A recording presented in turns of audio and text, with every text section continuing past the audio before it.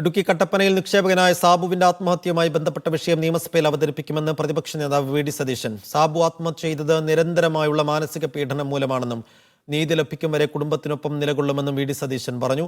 സാബുവിന്റെ വീട്ടിലെത്തി കുടുംബാംഗങ്ങൾ കണ്ട ശേഷമായിരുന്നു പ്രതിപക്ഷ നേതാവിന്റെ പ്രതികരണം. സൊസൈറ്റിയിൽ കൊണ്ടുപോയി പണം ഇട്ടിട്ട് ഭാര്യയുടെ ഒരു സർജറിക്ക് വേണ്ടി പണം ചോദിച്ചപ്പോൾ നേതാക്കന്മാരടക്കമുള്ള ആളുകളാണ് സാബുവിനെ ഭീഷണിപ്പെടുത്തുകയാണ്. സത്യത്തിൽ അദ്ദേഹത്തിൻ്റെ സഹധർമ്മിണി പറഞ്ഞതുപോലെ പീഡിപ്പിച്ച് കൊല്ലുകയാണ് ആ മനുഷ്യൻ. പണം കൊണ്ടുപോയിട്ടാണ്, കടം കൊടുക്കാനുള്ള ആളല്ല.